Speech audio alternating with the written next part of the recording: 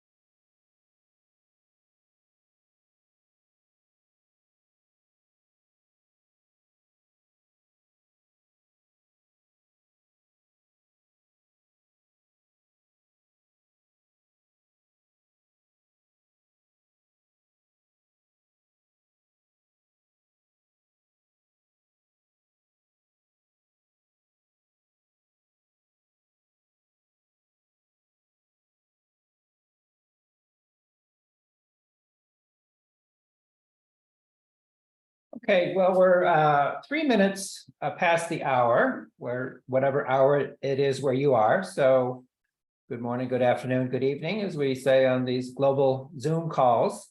For those of you who don't know me, I'm Christopher Fox, the CEO of the International Association for Dental Research. And driving this vehicle today is Aubrey Peller, who you can see there also. So she'll be controlling the slides. And this is it's a session really for new members and first-time attendees. So hopefully we have some of each in that category. So I'm just going to give a little bit of information about IADR as well as the meeting, and then open it up for questions. Hopefully I'll be able to answer some. So if you do have questions, why don't you save them for the end and use the raise hand function, and we can get started. So thank you all for being here, and we're looking forward to seeing many of you next week in Bogota. Okay, Aubrey, could I have the next slide? So a little bit about IADR, International Association for Dental Research. Our mission is to drive dental, oral, and craniofacial research for health and well-being worldwide. I think that's pretty self-explanatory and rather pithy. So we just updated that mission statement in 2019. And if I get the next slide, please. Our vision is oral health for the world through discovery and dissemination. So we're all about research and discovery. And then we have, next slide, please, a little bit more detailed of a values statement. We have values in 3 main buckets, if you will: scientific excellence, social responsibility, and scientific community. So under scientific excellence, we really value science conducted at the highest possible levels of rigor, innovation, and ethics, importantly, across multiple disciplines, from discovery science to clinical implementation to global population health. And I'll get into all of our scientific groups and networks shortly, but we really represent the breadth of dental, oral, and craniofacial research. Under social responsibility, we really value the pursuit of science to improve health and well-being for all people. We want to reduce health inequalities and inequities, and we proactively take actions and positions to improve health. And those would be actions or statements that we make at the WHO level and different interventions, our policy statements, and even in our investments. A few years ago, IADR divested our portfolio of any holdings. We've always had no holdings in tobacco, obviously, but we expanded that to have a screen also for sugar sweetened beverages. And really a statement on sugar that is against our values. So we don't invest our portfolio in any sugar sweetened beverage companies. And then scientific community is really all about you. We really value a diverse and inclusive scientific workforce.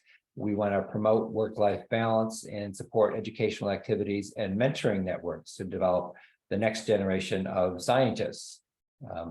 About 24 of whom are on this call. So welcome to this call. Next slide, please. Our IADR president is Professor Brian O'Connell. He is the Dean of Health Sciences and a professor of dental science at Trinity College, Dublin in Ireland. And he will obviously be in Bogota next week. And you'll be, please feel free to say hello to him if you see him in the halls or at a meeting, and introduce yourselves. And he's a really great guy and would be delighted to meet you as well.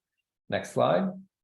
This is our full board. I'm not sure what size your screen is, but I'm on a laptop right now. It's a little small for me, but our board changes at the conclusion of the meeting. So at the conclusion of the meeting, Brian O'Connell, who's been president since our last meeting, will become our immediate past president, and then our president-elect, Ophir Klein, who's a MD, PhD craniofacial biologist at Cedars-Sinai in Los Angeles. He'll become president. Our vice president is Satoshi Imazato from Osaka University in Japan, and he will become president-elect at the conclusion of the meeting, and so forth. Eric Reynolds was our president last year from Melbourne, Australia. He's our current immediate past president, and he'll cycle off the board. And I'm not going to go through each of these names, but just the principle. We obviously have to have a treasurer of our organization. That's David Drake from the University of Iowa. And I'll get to shortly our journals. We have the Journal of Dental Research and the JDR Clinical and Translational Research. So the editors in chief of those two journals sit on our board. And then, we're a very international organization. And so we have regional board members, and we break the sort of IADR world up into 5 different regions: the North American region, the Latin American region, where we will all be in Bogota next week, the Asia Pacific region, and the Pan-European region, and Africa Middle East region. So we have a board member from each of those 5 different regions. And then sort of our newest position to have on the board is a young investigator representative. Again, looking at the future of the sciences and the next generation of scientific workforce, we wanted to have a younger scientists on the board of directors. So the way we have accomplished that is we already have established for a long time a Young Investigator Award. That's one of our Distinguished Scientists Awards. And the winner of the Young Investigator Award also gets to serve for a 2-year period of time on the IADR board of directors. And then I'm on the board with my non-vote ex officio. And we can have the next slide, please. Again, so we break up the IADR into these 5 different regions, as I spoke. Then within each region, there are divisions and sections. The only difference between a division and a section is size. A division has to be more than 50 members, and a section, you can become a section with just 10 members. And a lot of divisions obviously started as sections, and then as they grow the organization, they can apply to become a division. And there are some advantages to being a division versus a section, mainly related to sharing in any division dividend of the IADR general session. And actually we'll have on the agenda for the council meeting this year an application from Palestine to have a Palestinian section of IADR. So that would be our newest section, assuming that gets approved by council. Next slide. As I said, very international. This is where our membership stood at the end of 2022. And you'll recall that we had we were planning to have a meeting in Chengdu, China in 2021, then it got postponed to 2022. And even in 2022, it was basically impossible to have due to really the travel bans in and out of China. It was just simply impossible. There was no flights going in and out. So we had to change that to an all virtual meeting last year. But what that meant is that, you know, we were fully planning on having a meeting in China. So their membership growth really rocketed out of sight. So we had 2,000 Chinese members, where the previous year it was 600. So our largest region at the end of last year was the Asia Pacific region, I should say, driven by this tremendous growth in China. Before 2022, our second largest division after our American division was the Japanese Association for Dental Research. So Japan has a long and storied history in dental research and have been very active participants in IADR. So the second largest region is the North American region, and most of the North American region is our American division, which is now called the American Association for Dental, Oral, and Craniofacial Research. They expanded their name a few years ago, 2 years ago, to AADOCR, adding oral and craniofacial to really reflect the breadth of science that our members were currently engaged in. And then, of course, Canada and Mexico.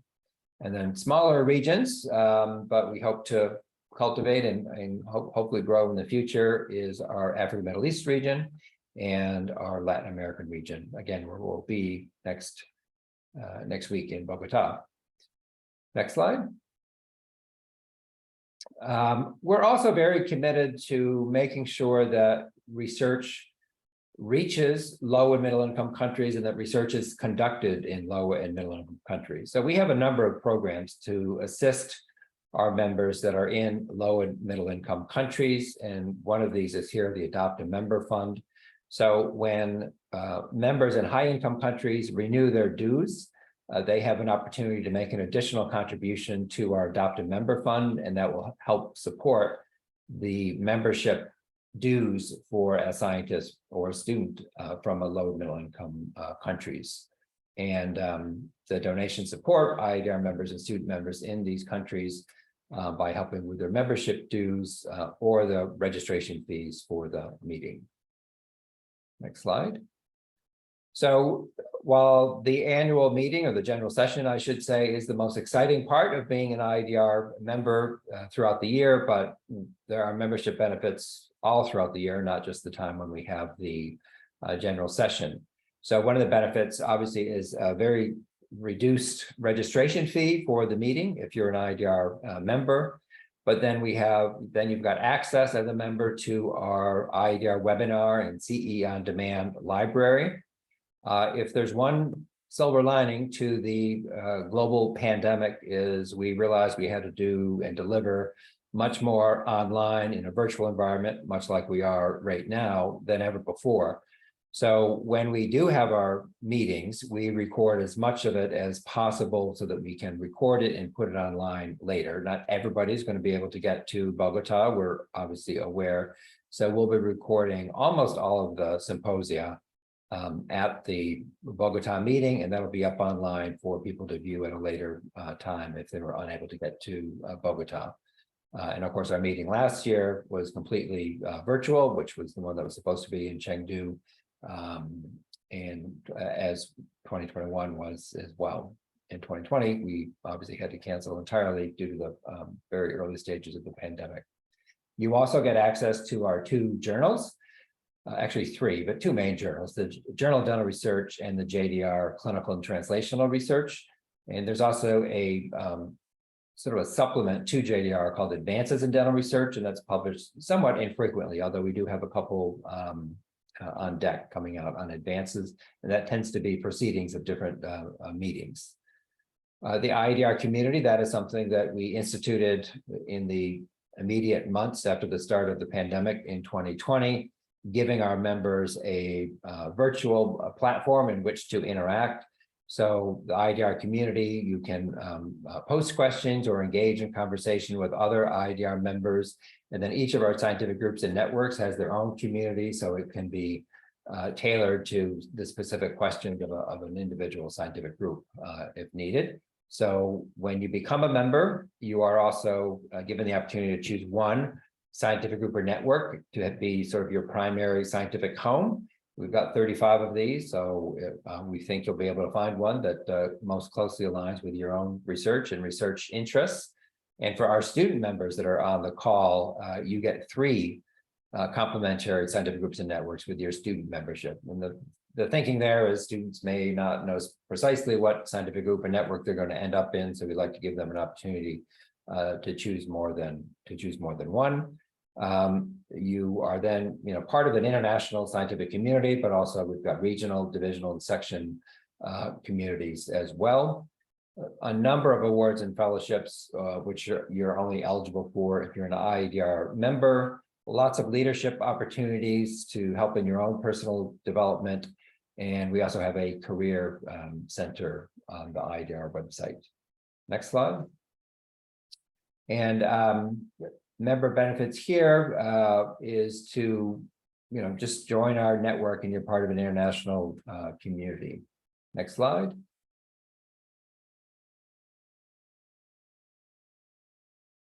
Okay, and this is the online platform for IADR members to engage in throughout the year. And next slide. I've already mentioned with that other slide, our webinars and CE on demand. And next slide. Oh, here are our 35 scientific groups and networks. I'm not going to read each of these, but I will leave it up for you to peruse the topics here of scientific groups and networks. And of course, it's also available online if you just go to the IADR.org homepage and click for scientific groups and networks. This whole list will be there, as well as who the officers are. And just briefly, while this slide is up and you're memorizing these 35 groups and networks, there's 25 scientific groups and 10 networks. Really, the only difference between a scientific group and a network is a network is thought to really transcend a number of different disciplines. So things like the evidence-based dentistry network, which was our first network, really was thought not to be a separate scientific discipline, but there's evidence-based dentistry as it applies to karyology research, periodontal research, prosthodontic research, et cetera. So that's why the concept of networks came in. And since then, we've grown another 9 networks past the evidence-based dentistry. Okay, next slide, Aubrey. Thank you. Here is our preeminent journal of dental research. It is a little over 100 years. It celebrated its centennial in 2019. And it has now its highest impact factor it has ever had of 8.9. It's number 3 in the journal category that we fit into in dentistry and in oral medicine. And we have a 5-year impact factor of 8.4. We're number 1 in eigenfactor score and total citations. And we have a citation indicator of 2.88 and an article influence score of 1.878. These are all metrics that people pay attention to, one, if they're in the business of publications, but also when you're looking at your own research and putting together a publication, where do you want to publish? Who are you going to reach when you publish in a journal? So we think the Journal of Dental Research is very competitive for your interest to submit your research to with that very, very high impact factor. And impact factor comes out once a year. And we believe, I don't think it's going to be ready for next week in Bogota. I think it's going to come out usually the last week of June, but could come out while we're in Bogota as well. One of the important things about the Journal of Dental Research under the leadership of our editor-in-chief, Nick Jakubovics, is the decisions come very quick. So because it's such a high impact factor and everybody wants to get their research published in JDR, we unfortunately can only publish about 10% of those journals that are manuscripts, I should say, that get submitted to the JDR. So that means about a 90% rejection rate. But the good news there is if it is going to be rejected, you'll find out very, very quickly, so you can move on to another journal. So I would encourage anybody that has some research to first try the JDR. And if you don't get accepted, at least it's not going to hold you up for months on end, as some journals will not have a decision for 2 or 3 or 4 months or longer. And then once, if it is submitted and you are successful and it gets accepted, we have online first, so it gets up online very, very quickly. So you don't have to wait for it to be put together in a print version. So that's very helpful. And they have an active Twitter profile with @j.res, which is the abbreviation that is accepted by PubMed. Okay, and the next slide. We started this journal in 2016. I'm just realizing I don't have the microphone very. Have you been able to hear me okay? Yeah. Okay, sorry. I realized my microphone is over here. I should have had it closer. So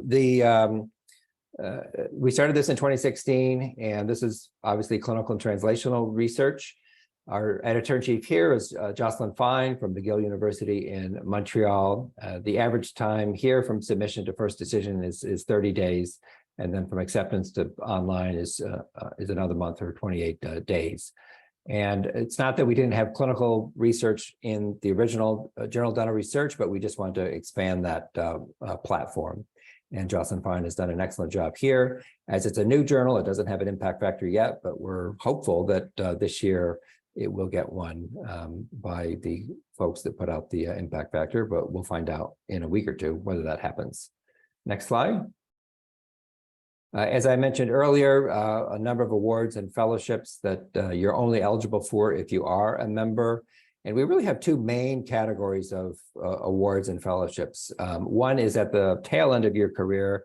These are the Distinguished Scientist Awards, recognizing almost like a lifetime accomplishments in different categories, with the exception of the Young Investigator Award, which is obviously at a younger stage, and then student awards. We have a lot of awards and fellowships, not only at the IADR level, but then the scientific groups and networks will also have student awards within their group or network. And the most prestigious award we have is the Hatton Competition, and that's in 3 different categories: junior, senior clinical, and senior basic science. So these are either dental students, residents, PhDs, postdocs that compete in the Hatton competition. And the winners of these competitions typically go on to have very prestigious careers in dental, oral, and craniofacial research. Next slide. Advocacy is very important, and we have a toolkit that's online to help you if you are engaged with policymakers in your country, to talk about the importance of oral, dental, craniofacial research, why it's important, why they should be investing in research, why we need a pipeline of scientific researchers in dental, oral, and craniofacial research. So that is available online. Next slide. So I hope that now to switch to the meeting, there's no printed program book on site in Bogota. So you really have to download this app on your smartphone. So you've got access to that during the meeting. If you have a laptop, you can also access it through a laptop as well. It's usually easier on the smartphone, but up to you. But there's no printed program. So either download this with this QR code so you have it on your smartphone, or have it on your laptop. If you go to IADR.org and click on our meeting, you'll be able to access the scientific program there.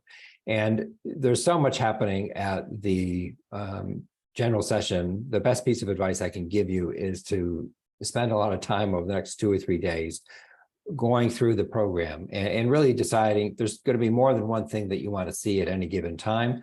So to choose, wisely, and you can add it to your, to your agenda, to your Outlook calendar or your Google Calendar, whichever you use, so that you don't miss anything you really want to see. Again, the good news now that we're recording so much of the program, unlike previous years, if there's 2 or 3 things you really want to see and they're all at the same time, you can really choose one and really focus on one in person. And then you can go back later and view the recordings of the other 2 or 3. And that's for symposia. We don't record the individual interactive talks, but for the symposia and the Distinguished Lecture Series, we will be recording all of those. Next slide. And this is the DLS speakers. Dirk Joester from Northwestern University in the US will be speaking on nanoscale chemical topography. Sorry, I can't read that. Tomography, sorry. His area of research is in enamel research. And then Alex Caligaris from the Catholic University of Chile will be speaking on immunology and immunotherapy. And these are really outstanding scientists, and it's really worth your time, even if it's not your particular area, or maybe don't have an interest in. I mean, just come to the DLS sessions because they're always very good, and there'll be some announcements about the meeting happening there as well. So it's well worth your time to come to the DLS, and we always schedule these. They're called plenaries, meaning nothing else is scheduled except for these, so that there's no conflict. So, and it's not first thing in the morning either, so you should be able to get to this by 9:45. So please come to the DLS sessions. Next slide. And then this is where we will be next year, is in New Orleans, if you can read that at the bottom, from March 13th through 16th. So that's only 9 months away. The way the IADR calendar works is we'll have, when our meeting is outside North America, it's in the June timeframe.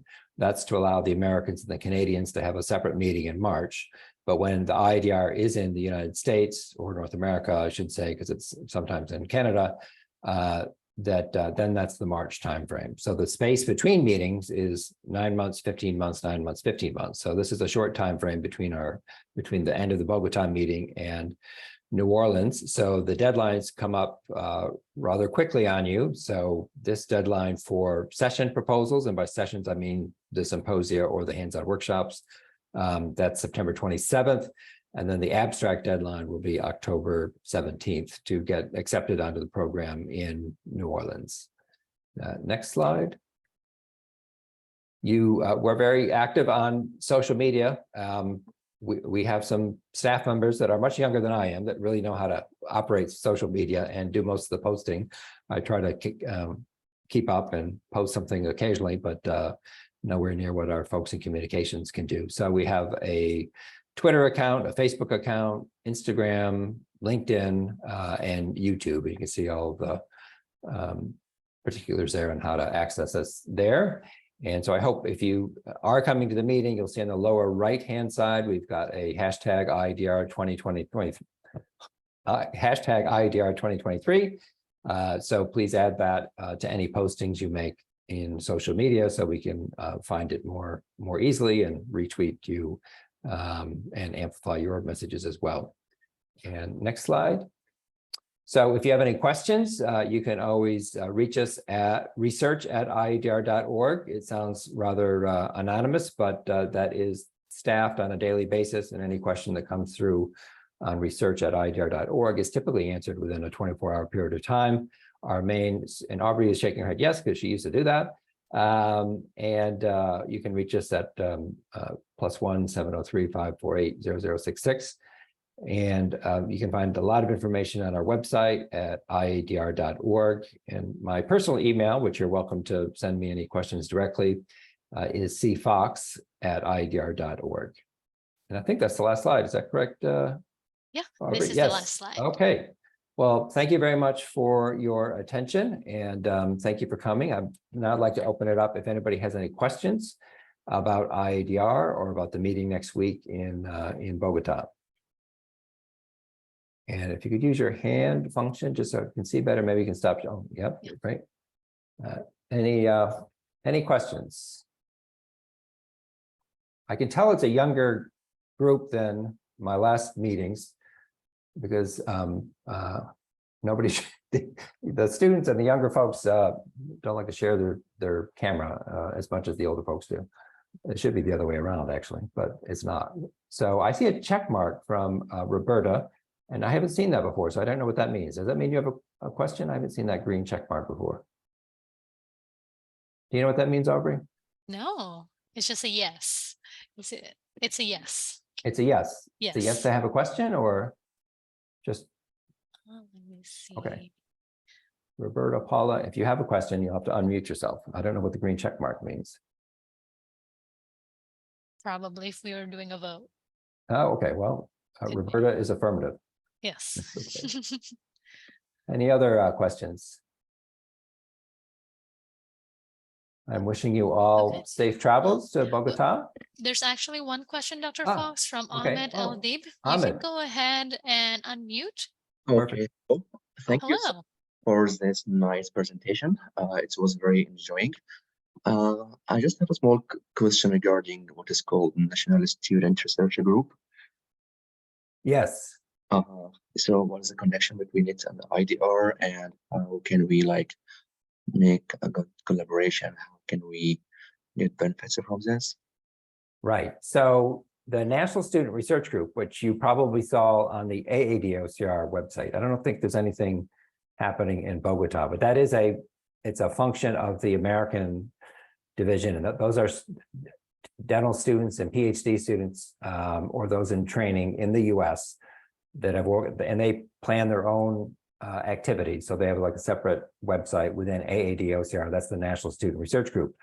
But for international students, we have one of our scientific groups and networks. It's actually a network, is for students, and it's called the STAR Network. So I would encourage you to see their activities at the Bogota meeting, as well as attending their business meeting. And STAR stands for Students in Training. Say that again, Aubrey. Student Training and Research Network. Right, and that is it's students, but then it's also more senior folks that are very interested in mentoring. So you'll meet a lot of senior folks that are interested in helping the next generation also. Where are you from, Ahmed? I'm from Egypt. I'm studying in Canada. My PhD there. And actually, I know this group. Yeah, I know this group. I'm already elected as secretary treasurer for it. I'm just looking for, collaboration between your big organization and how to get maximum benefit from this. Yeah, it's funny you mentioned that, because that's not the first time this week I've had a conversation about Canadian students and the NSRG and how we can facilitate those communications. So we'd love your help on that. At one point, maybe about 10 years ago, there was some talk about having a NSRG within CADR.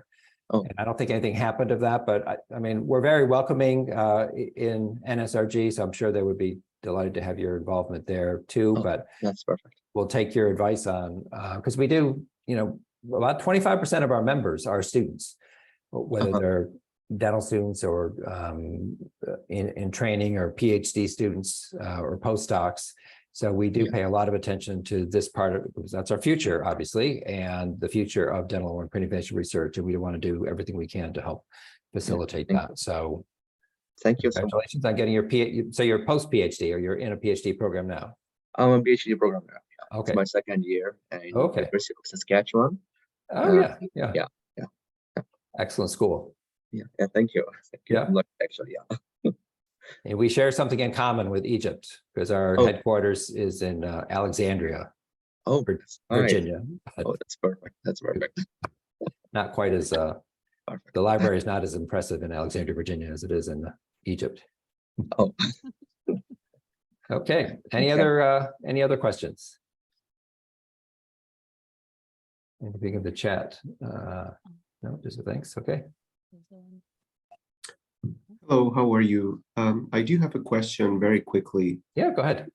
Yeah, so for those international students from low-income countries doing a postgraduate or a graduate studies in the US or in Canada, and who are members of the American or the Canadian, and also specify, I mean, they are members of the general IADR, like the American or the Canadian leg, but also enroll into the let's say in my case, for example, Peru.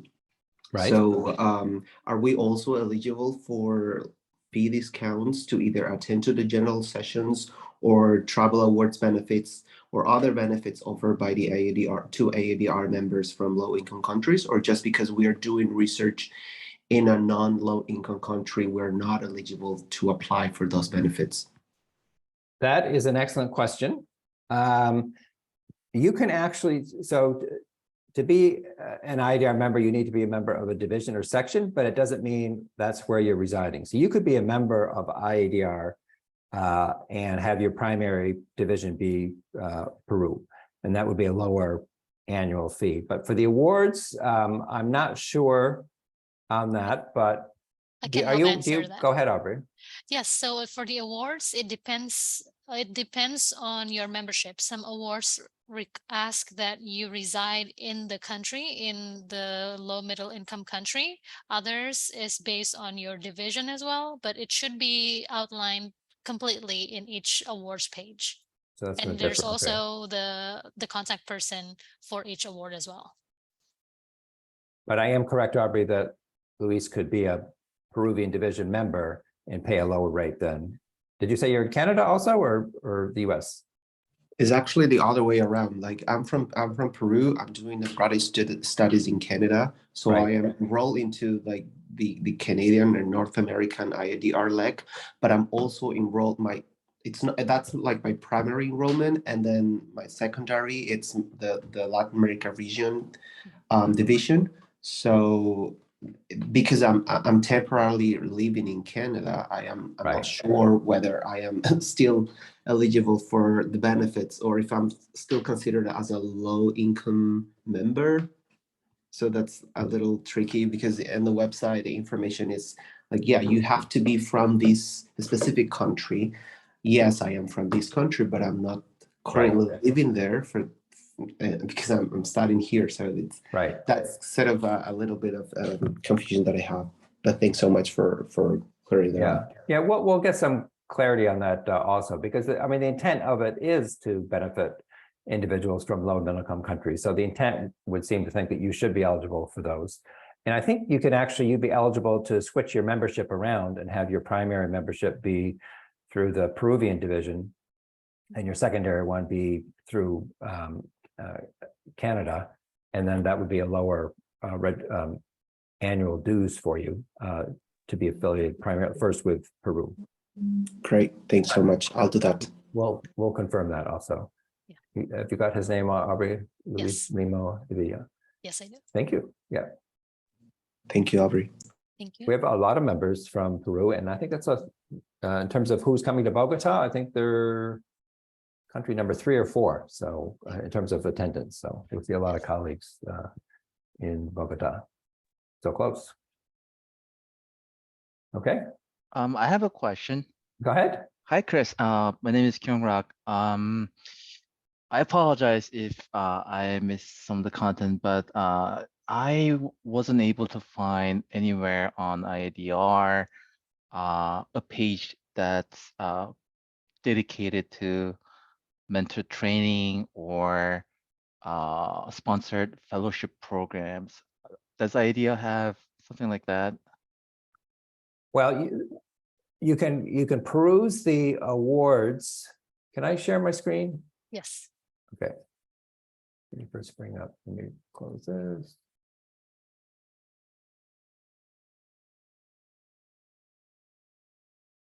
Okay.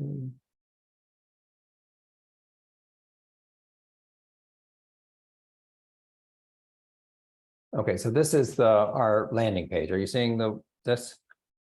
Yes. Yes. So you can go to awards here, and then you can, so we've got 122 different awards, and you can scroll through there, and then you can also search by different categories, and find specific awards that you may be looking for. So these are all awards and fellowships that are at the IADR level, the organizational level. After you're done, sort of really interrogating this website and looking for different awards and mechanisms, you should also go to the individual scientific groups and network, particularly the one that you're a member of, because they may have separate, awards at the group level. So you go to our main navigation page here, and you go to the scientific groups and networks. And what's your scientific group or network? Awesome. Thank you so much. Okay, so let's say your behavioral science, you can then go to their website and find they may have student awards there also. But there's not something specific to mentorship, which was your first part of your question. We probably should have that. And then finally, I would say, particularly if you're coming to New Orleans in 2024, is to really look at the when you submit your abstract for the New Orleans meeting, with that deadline being in October, there'll be all sorts of boxes you could look at, like I want to compete in this award, I want to be part of the Hatton competition, et cetera, et cetera. So, make sure you look at each award that's there, and if you're remotely eligible for it, to click it, like the Colgate Research and Prevention Award, whatever. So to really carefully look at that, and not just submit your abstract, but see what awards, and a lot of them is travel support to get to the meeting.